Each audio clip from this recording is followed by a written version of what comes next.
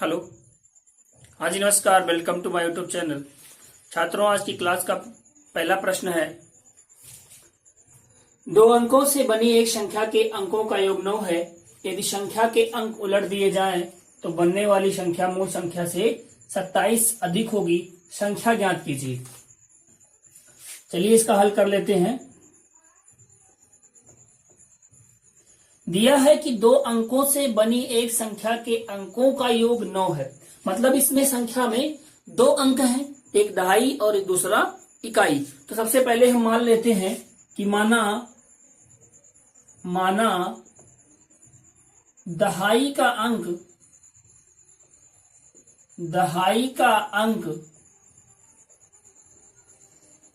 अंक x तथा इकाई का अंक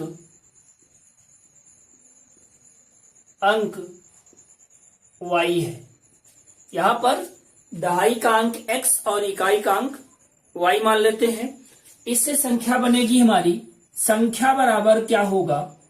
संख्या बराबर होता है 10 गुणा दहाई का अंक प्लस इकाई का अंक, यानी कि 10x प्लस वाई। संख्या हो जाएगा हमारा 10x प्लस वाई। अब ये प्रश्न कह रहा है, यहां पर दो शर्त दिया गया है। एक तो कह रहा अंकों का योग 9 है और दूसरा कह रहा अगर उसको पलट दिया जाता है तो जो संख्या बनती है मूल संख्या से 27 अधिक हो जाती है। मतलब बाद की संख्या बड़ी हो जाती है, पहले वाली संख्या छोटी हो जाती है। तो यहां पर क्या होगा? प्रश्नानुसार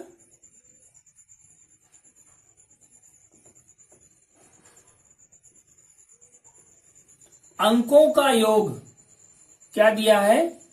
अंकों का योग कितना दिया है? 9। मतलब x प्लस वाई का मान 9। इसे हम समीकरण नंबर 1 मान लेते हैं। कह रहा अंकों को उलटने पर, अंकों को उलटने से बनी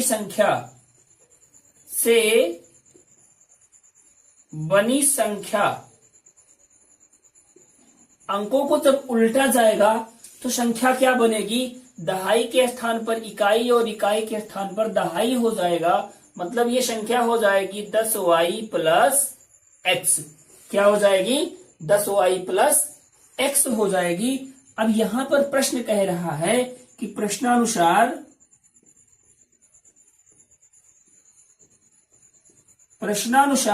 ये जो संख्या आया है, बाद की संख्या मूल संख्या क्या थी हमारी? 10x plus y। इससे ये कितना ज्यादा है? 27। मतलब दोनों के बीच का अंतर कितना है? 27। ये संख्या बड़ी है, संख्या छोटी है। तो हम यहां कह सकते हैं कि 10y plus x minus 10x plus y बराबर 27। ये हो जाएगा हमारा।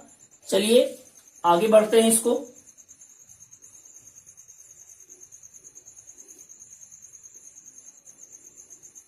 अब देखिए, इसको हल किया जाएगा तो 10y में से 1y घटेगा 9y और x प्लस है 10 माइनस है, तो ये हमारा आएगा 9y माइनस 9x बराबर 27।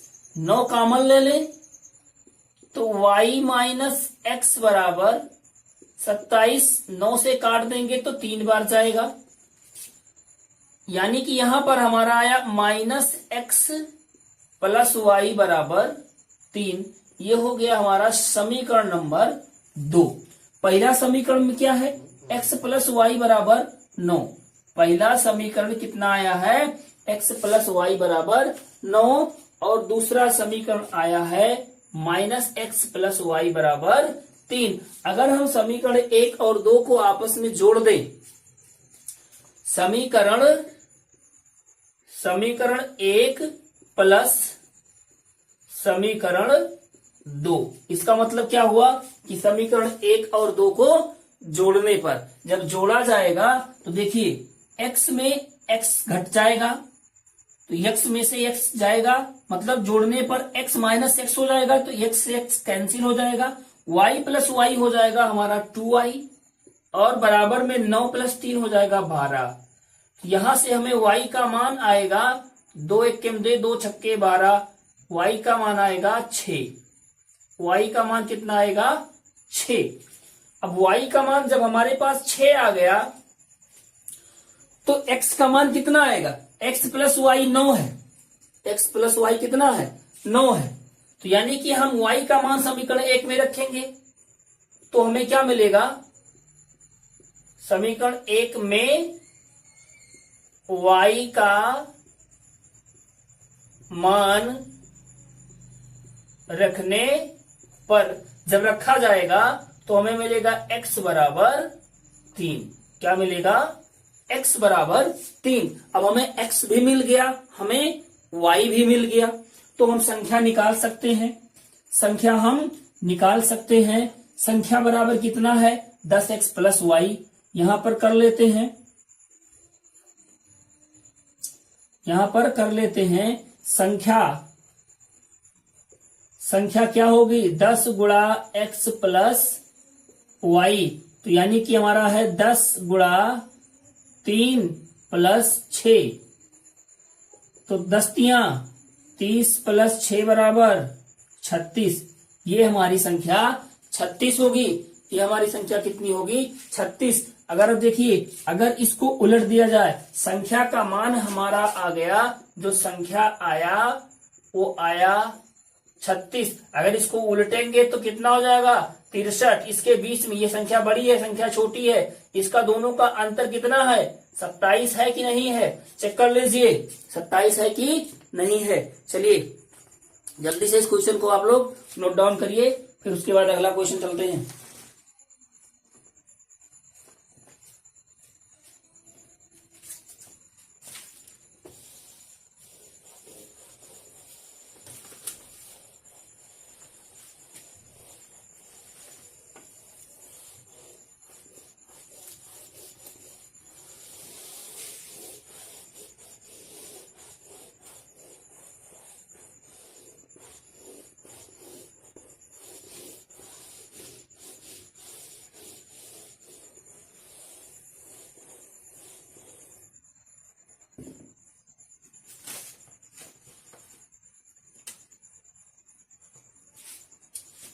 Question number 2,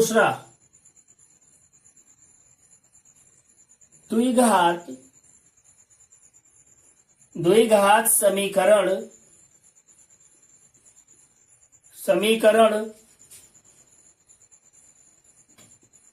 3x² minus 10x plus 3 बराबर 0 के मूल ज्ञात कीजिए।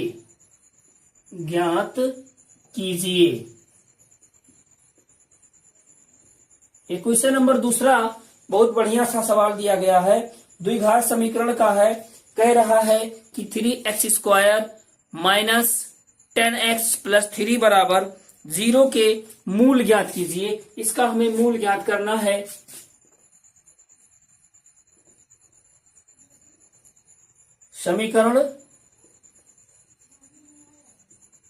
समीकरण दिया है 3x² माइनस 10x प्लस 3 बराबर 0। अब देखिए, इसको हम इजली सबसे आसान तरीके से गुणनखंड विधि से कर सकते हैं। अगर गुणनखंड नहीं होता है तो हम इसमें श्रीधराचार्य का भी प्रयोग करके इसका मूल ज्ञात कर सकते हैं। चलिए इसका सबसे पहले हम गुणनखंड देख लेते हैं।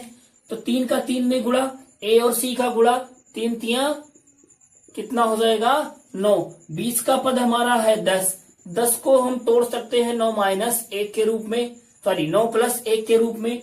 9 का 1 में गुणा होगा तो 9 हो जाएगा, और 9 को 1 में जोड़ने पर 10 हो जाएगा। यानी कि इसका हम गुणनखंड इजिली कर सकते हैं।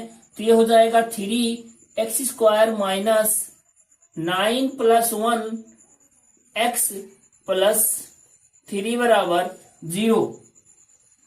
3x² minus 9x minus x plus 3 बराबर 0। पहले पद में पहले दो पद फिर आखिरी दो पद लेके यहां पर आप फैक्टर बना लेंगे। तो यहां से 3x अगर हम कॉमन ले लें तो 3x कॉमन ले लेंगे तो यहां से x माइनस 3 बचेगा। यहां से -1 कॉमन हो जाएगा तो यहां से x माइनस 3 बराबर 0 हो जाएगा। अब दोनों पदों में x माइनस 3 हमारा कॉमन हो जाएगा। x माइनस 3 कॉमन लेने पर यहां से बचेगा 3x माइनस 1 बराबर 0। अब या तो x माइनस 3 बराबर 0 होगा, it implies that x is equal to 3 हो जाएगा, या 3x माइनस 1 बराबर 0 होगा, it implies that x is equal to 1/3 होगा। मतलब इसके जो मूल होंगे वो 3, 1/3 होने वाले हैं। 3, 1/3 होने वाले हैं इसके दो मूल समीकरण के। कौन सा समीकरण? 3x² माइनस 10x प्लस 3 बराबर 0। इसका गुणनखंड 9 और 1 के रूप में टूटेगा। फिर यहां से हम 3x कॉमन ले लेंगे तो x माइनस 3 हो जाएगा। इस पद में x ऋणात्मक और 3 धनात्मक है तो -1 कॉमन ले लेंगे तो x माइनस 3 हो जाएगा। x माइनस 3 दोनों में से कॉमन लेंगे तो इधर 3x माइनस 1 बचेगा। अब इसको 0 करेंगे तो 3 में x का मान 3 मिलेगा और इसको 0 करेंगे तो x का मान 1/3 के रूप में हमें प्राप्त होगा, जो दिए गए द्विघात समीकरण के दोनों मूल हैं। चलिए जल्दी से क्वेश्चन को नोट डाउन करिए।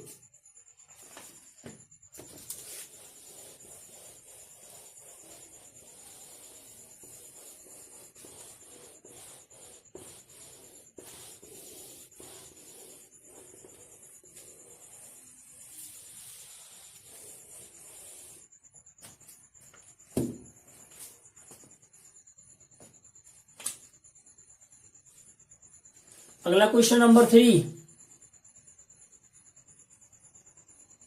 10 एवं 250 के बीच 4 के कितने गुणज हैं? क्वेश्चन बहुत बढ़िया दिया गया है।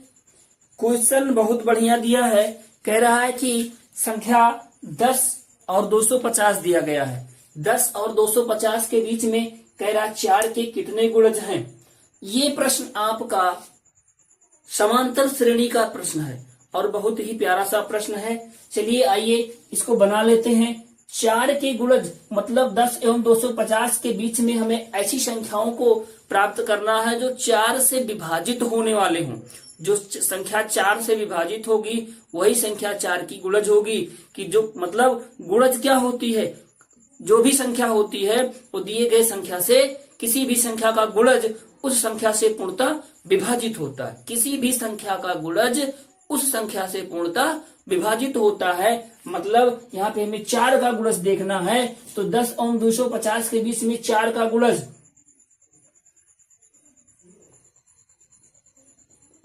10 एवं 250 के बीच में 4 के गुणज। अब देखिए कौन से गुणज बनेंगे। 4 से विभाजित होने वाली संख्या 10 के बाद 10 तो होगी ही नहीं। कौन सी होगी पहली संख्या? 12। उसके बाद क्या होगी? 16। उसके बाद क्या होगी? 20। अब हमें पता नहीं है ऐसे कितना लिखेंगे। लास्ट में 250 4 से विभाजित होने वाली 250 तो होगी नहीं, 248 हो जाएगी। 248 संख्या जो होगी वो 4 से विभाजित हो जाएगी। अब देखिए ये समांतर श्रेणी है कि नहीं है, चेक कर लीजिए। आप फिल करिए इसको, चेक कर लीजिए, चेक करिए इसको, क्या ये समांतर श्रेणी है। देखिए 12 इसका बीच का अंतर 4, इसके बीच का अंतर 4। अगर इसके पहले वाली संख्या आप लिखेंगे तो आएगा 244। चेक कर लीजिए, इसके बीच का अंतर 4, इसके बीच का अंतर 4।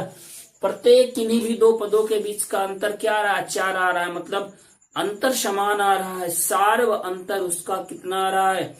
4 आ रहा है, मतलब यह एक समांतर श्रेणी बन रही है ना? चलिए, तो यह क्या है? एक समांतर श्रेणी है। इसका मतलब यहां पर a बराबर 12 और d बराबर 16 माइनस 12 बराबर 4। और यहां पर हम an मतलब अंतिम पद क्या कह सकते हैं? 291वां पद 248, या इसे आप l भी लिख सकते हैं। an और l समांतर श्रेणी का, किसी भी श्रेणी का nवां पद या अंतिम पद बराबर होता है। nवें पद को ही हम अंतिम पद कहते हैं। चलिए, तो यहां पर क्या हो जाएगा? यहां पे मान लेते हैं, माना पदों की संख्या, पदों की संख्या कितनी है? संख्या n है। कितनी है? n है। हमें इसी n का मान ज्ञात करना है जो 4 के गुणज होंगे। तो हम क्या करते हैं? an बराबर a plus n minus 1 into में d। an का मान कितना दिया है? 248। a का मान 12 प्लस n का मान पता नहीं, d का मान 4, d का मान 4। 12 को उधर लाए, घटा लीजिए। 248 माइनस 12 बराबर n माइनस 1 इंटू 4। चलिए, 248 में से 12 घटेगा तो बचेगा 236। कितना बचेगा? 236। हम यहाँ पर n माइनस 1 इंटू 4 आगे लिख लेते हैं, 236 पीछे चला जाएगा। n माइनस 1 बराबर 236 बटा 4, भाग करेंगे तो 4 पंचे 20, 4 नवा 36 आएगा। इसको काटने पर आपका 59 आएगा। तो n बराबर कितना हो जाएगा? 59। एक उधर जाएगा प्लस 1, तो n बराबर 60। मतलब यहां पर कितने गुणज होंगे? 4 के। 10 और 250 के बीच में 4 के 60 गुणज होंगे। यहां पर हम कह सकते हैं कि 10 एवं 250 के बीच में 4 के 60 गुणज होंगे। It is the correct answer. चलिए जल्दी से नोट करिए, आगे बढ़ते हैं।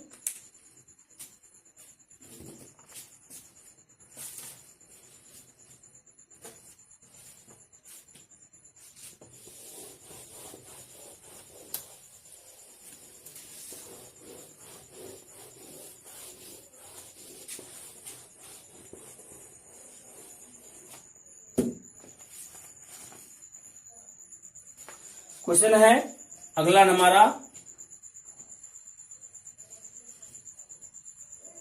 चौथा प्रश्न।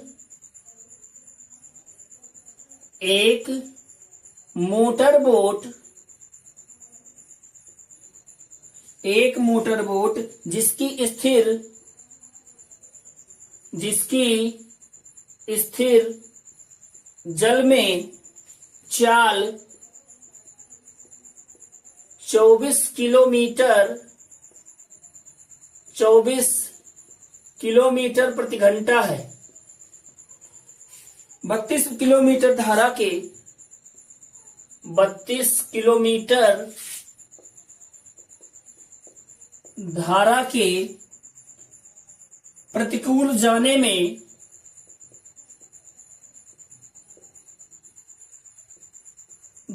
में वही दूरी धारा के अनुकूल जाने की अपेक्षा वही दूरी धारा के अनुकूल जाने की अपेक्षा 1 घंटा अधिक लेती है। 1 घंटा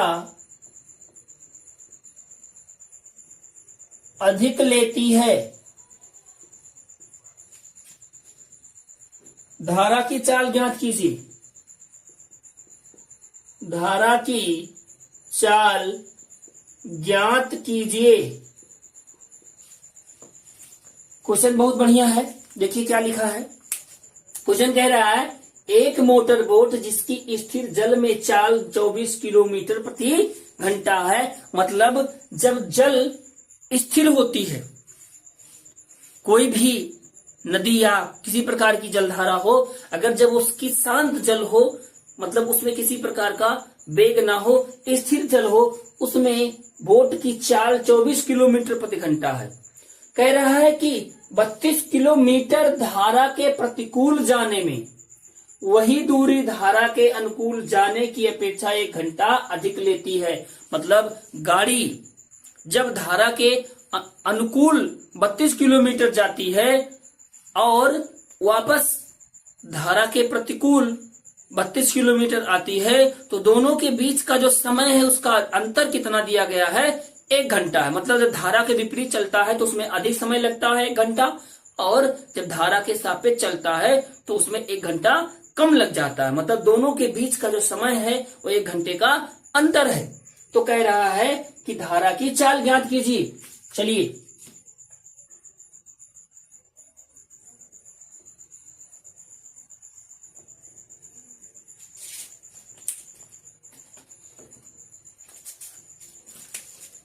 मान लीजिए धारा की चाल, माना धारा की चाल x किलोमीटर प्रति घंटा है। धारा की चाल कितना है? x किलोमीटर प्रति घंटा है। तब धारा के सापेक्ष चाल, धारा के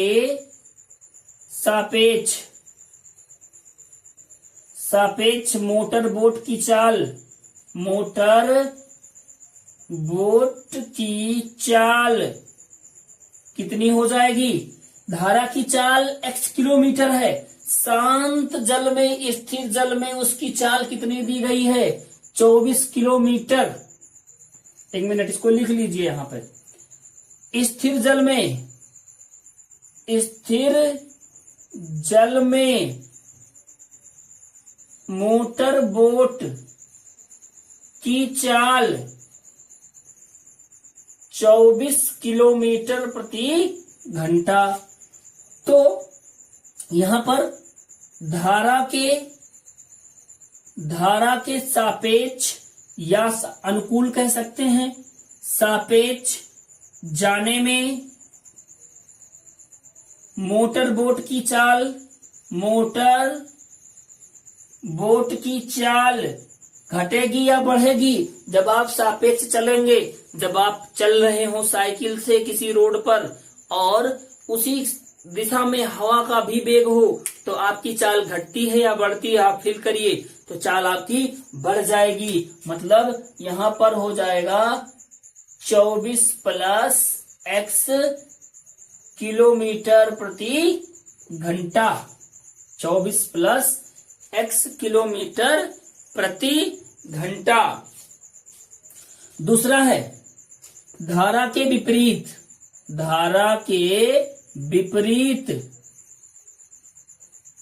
प्रतिकूल या विपरीत एक ही बात है। प्रतिकूल लिख लीजिए। प्रतिकूल जाने में मोटर बोट की चाल, तो चाल इसमें घट जाएगी। जितना शांत जल में चाल है उसमें में से धारा की चाल घट जाएगी। 24 माइनस x किलोमीटर प्रति घंटा हो जाएगा। दूरी कितना दिया गया है? दूरी दिया गया है 32 किलोमीटर।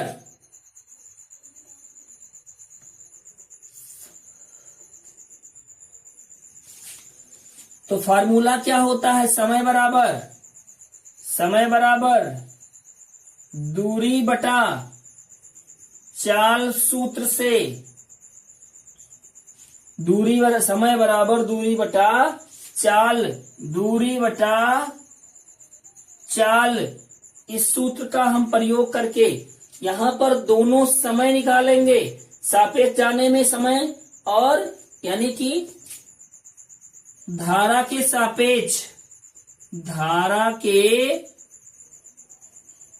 सापेक्ष 32 किलोमीटर जाने में लगा समय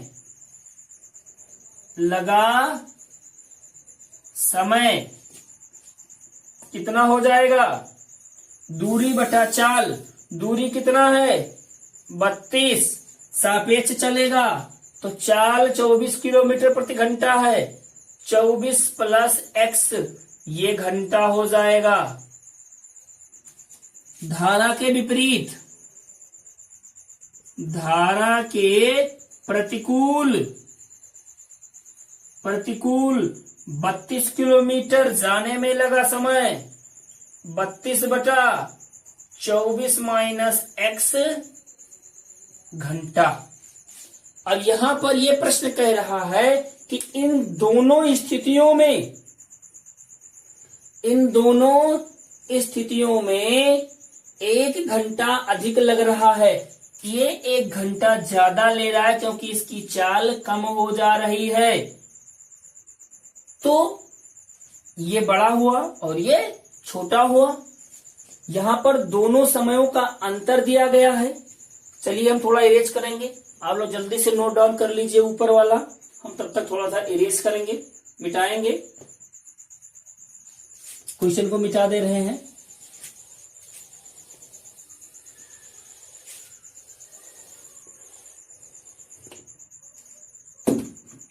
देखिए दोनों समयों का अंतर,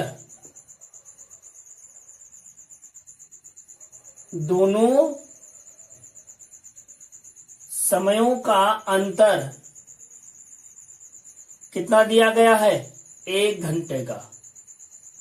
कितना घंटे का अंतर है, 1 घंटा है अंतर। तो इसका मतलब क्या हुआ, अब देखिए ऊपर दोनों में 32 है, तो जो नीचे का भिन्न छोटा होता, नीचे का जो मान छोटा होता है वो भिन्न बड़ी होती है, मतलब 32 बटा 24 माइनस x ये हमारा बड़ा होगा और 32 बटा 24 प्लस x ये छोटा होगा, बराबर में 1 हो जाएगा। चलिए 32 कॉमन कर लीजिए, 32 कॉमन ले लेंगे तो 1 बटा 24 माइनस x माइनस 1 बटा 24 प्लस x बराबर 1। क्रॉस मल्टीप्लाई 32 कॉमन लेते हुए 24 प्लस x ऊपर आएगा, 24 प्लस x ऊपर आएगा, माइनस ये वाला इधर जाएगा तो 24 माइनस और x प्लस, नीचे 24 minus x, 24 minus x into 24 plus x बराबर में 1। 24 से 24 कैंसिल, x का x में गुणा, सॉरी x जुड़ के 2x, तो 32 और 2 ये दूनी 64, 64x ऊपर हो गया और नीचे हो गया 24 का स्क्वायर माइनस x स्क्वायर बराबर 1। हम यहां पे लिख सकते हैं 64x बराबर 24 का स्क्वायर, ऊपर उधर जाएगा तो 576 माइनस x स्क्वायर,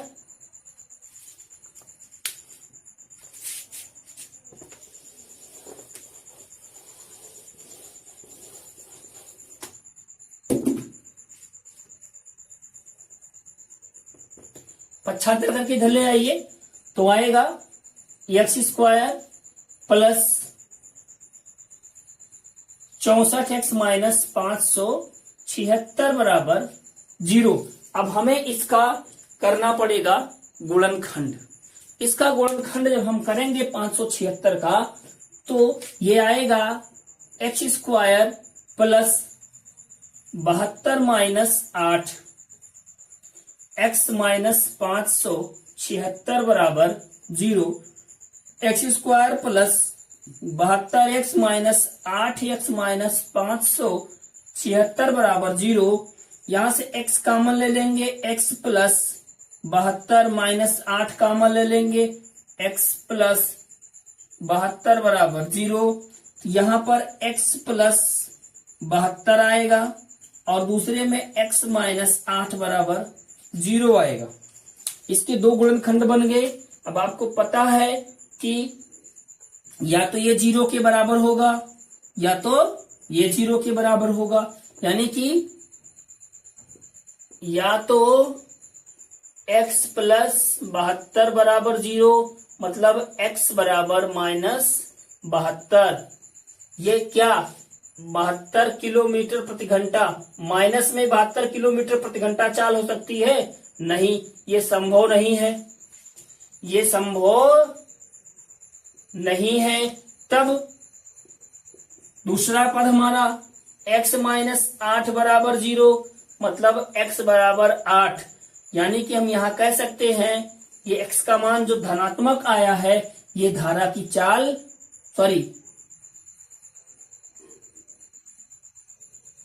ये धारा की चाल हो सकती है। मतलब हम यहां कह सकते हैं कि अतः धारा की चाल बराबर 8 किलोमीटर प्रति घंटा है। चलिए जल्दी से नोट डाउन करिए, अगला क्वेश्चन की तरफ चलते हैं और लास्ट क्वेश्चन इस सेशन का, आज के सेशन का लास्ट क्वेश्चन कराएंगे। जल्दी से क्वेश्चन करिए।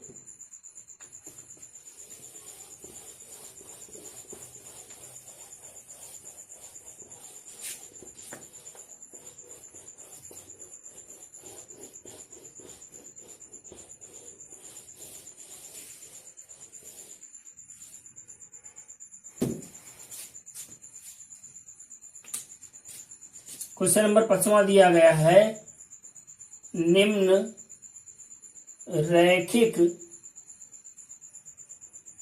समीकरण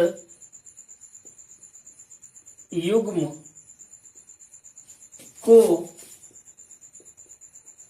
विलोपन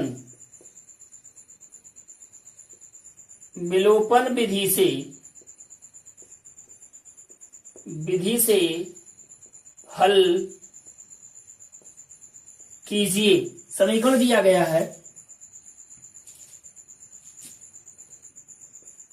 3x प्लस 2y बराबर 11 तथा दो समीकरण दिए हैं 2x प्लस 3y बराबर 4।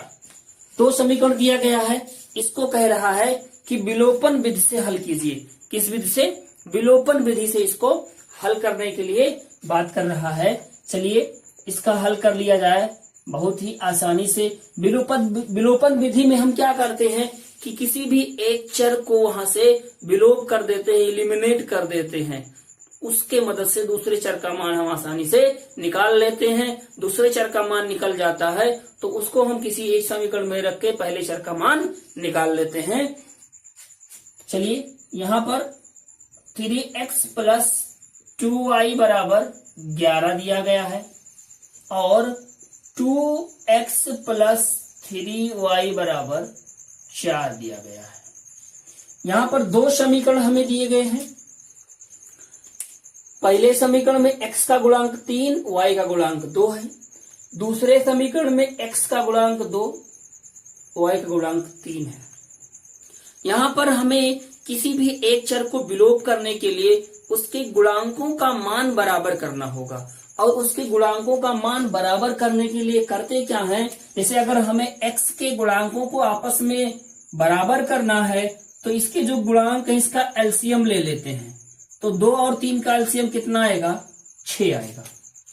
कितना आएगा? 6 आएगा। मतलब कहने का ये हुआ कि इसके दोनों के प्रत्येक का मान 6 होना चाहिए। कितना होना चाहिए? 6 होना चाहिए। तो 6 कैसे होगा? अगर हम इसमें 2 से गुणा कर दें और इसमें 3 से गुणा कर दें तो ये 6 हो जाएगा। ये 6 हो जाएगा। तो हम करते क्या है, इसमें समीकरण 1 जो है इसमें हम गुणा कर देंगे 2 से और इसमें गुणा कर देंगे 3 से।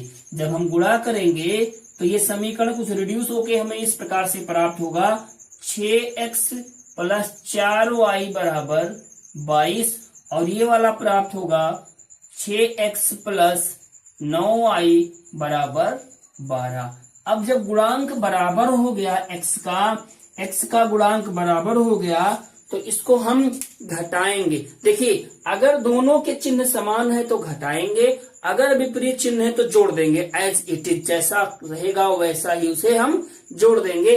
लेकिन चूंकि यहाँ पर इसके चिन्ह समान है तो इसको हम घटाएंगे, इसको हम घटाएंगे। यहाँ पर लिखेंगे घटाने पर। अब घटाने पर चिन्ह बदलता है तो हम नीचे वाले चिन्ह को मेंशन करते हैं, ना कि उसके बीच में जो लगा पहले से उसको नहीं मानते हैं। अब यहाँ पर क्या हो जाएगा, 6x में से 6x हमारा कैंसिल आउट हो जाएगा, 6x में से 6x कैंसिल आउट हो जाएगा, 4 में से 9 जाएगा, माइनस का 5 बचेगा, 5y बराबर 12, 22 में से 12 जाएगा तो आएगा 10। अब y बराबर हो जाएगा 10, ये माइनस है तो 10 बटा -5 यानी कि माइनस का 2, y बराबर आ गया -2। y का मान कितना आ गया -2। जब y का मान -2 आ गया तो y का मान किसी भी समीकरण एक में रख लें। हम इसको इधर लिख लेते हैं, y बराबर आ गया -2। y का मान समीकरण 1 में रखने पर, समीकरण 1 में रखेंगे तो क्या मिलेगा, 3x प्लस 2 गुणा में -2 बराबर 11, 3x माइनस 4 बराबर 11, ये उधर जाएगा तो 3x बराबर 11 प्लस 4, 3x बराबर 15, तो x बराबर 15 बटा 3, भाग करने पर x बराबर 5, तो x का मान 5 हो गया, y का मान -2 हो गया। अतः x बराबर 5 तथा y बराबर -3। ये क्या हो गया, आंसर हो गया, दिए गए प्रश्न का आंसर हो गया, रिकॉर्ड आंसर हो गया। तो छात्रों आज की क्लास हम यहीं पे समाप्त करते हैं। आप लोग इस चैनल पर अगर पहली बार है तो इसे सब्सक्राइब अवश्य करना और अपने दोस्तों के पास अधिक से अधिक शेयर करना। Thank you. कल फिर मिलते हैं। धन्यवाद।